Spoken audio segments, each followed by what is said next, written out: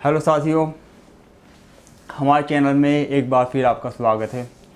आज हम बात करेंगे सेल्फ हेल्प ग्रुप के बारे में, स्वयं सहायता समूह के बारे में कि स्वयं सहायता समूह के क्या लाभ हैं, क्या फ़ायदे हैं और इससे जुड़कर गांव की जो महिलाएं हैं वो कितनी ऊपर जा सकती हैं, कितनी तरक्की कर सकती हैं।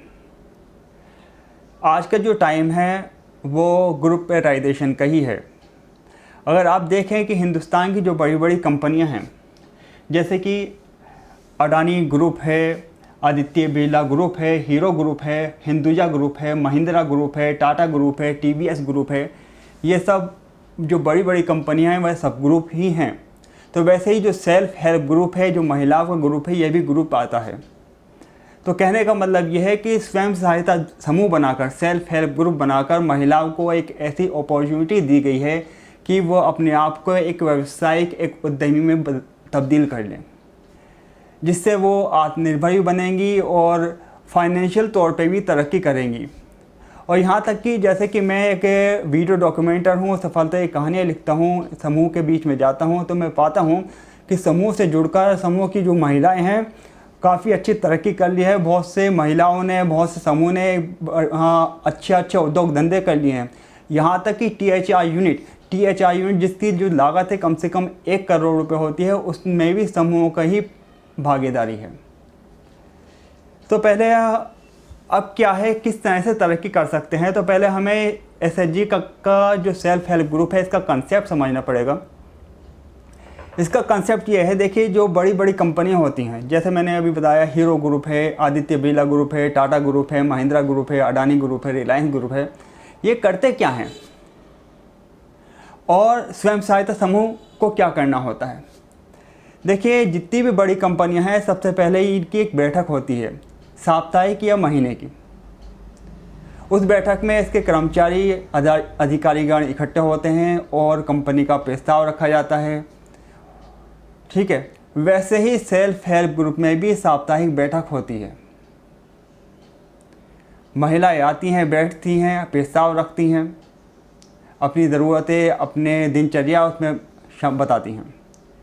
दूसरे नंबर पे जो बड़ी कंपनी होती है उसमें उनके जो रिसोर्सेज होते हैं, उनके पास कितना रुपया है, कितनी बचत है, कितनी रिसोर्सेज है, कितने साधन हैं, इस पर चर्चा होती है कि उनके पास करने के लिए क्या है। तो वैसे ही सेल्फ हेल्प ग्रुप में बचत नाम से दूसरा पंचसूत्र है, जिसमें समूह की महिलाएं बचत करती हैं और देखती हैं कि उनके पास रिवॉल्विंग फ़ंड और सीआईएफ फंड कितना है और इस पैसे से वो क्या कर सकती हैं।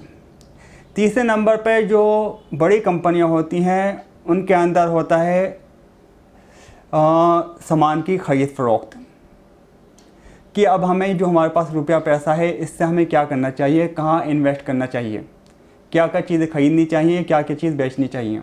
वैसे ही स्वयं सहायता समूह में तीसरा पंचसूत्र होता है लेन देन, कि समूह में किसको कितनी ज़रूरत है, इस पैसे से किसको चाहिए, वो इस पैसे का क्या करेंगे। तो ये समूह का लेन देन होता है। वैसे ही चौथे नंबर पे जो बड़ी कंपनियां करती हैं, वो जो उन्होंने अब तक काम किया उससे उन्हें क्या फ़ायदा पहुंचा, कहाँ से उनको इंटरेस्ट आया, कहाँ से फ़ायदा पहुंचा, कहाँ से उनका बिज़नेस आगे बढ़ा।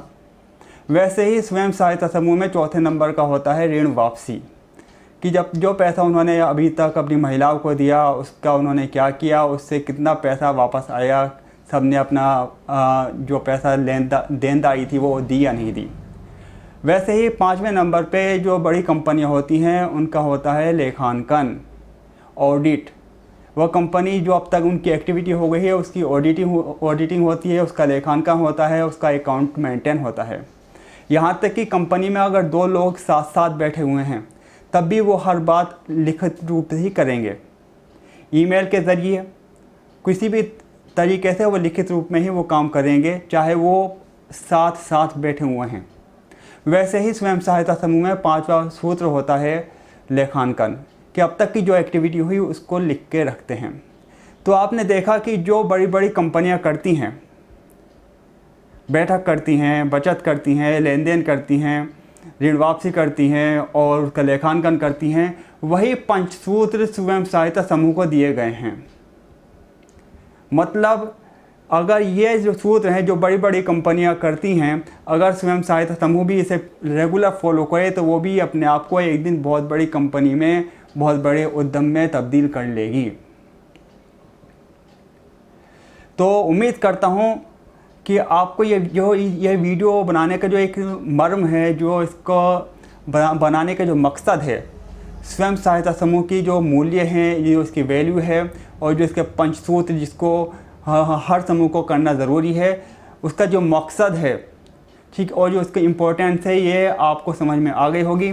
तो जो समूह की महिलाएं हैं जो इन पंचसूत्रों में ढिलाई करती हैं, ठीक है, तो मैं उनसे रिक्वेस्ट करता हूं कि जो पंचसूत्र हैं स्वयं सहायता समूह के, साप्ताहिक बैठक, बचत, लेन देन, ऋण वापसी और लेखांकन, इस चीज़ को मजबूती से करें और अपने आप को एक दिन आने वाले समय में बड़े उद्यमी में बदल लें।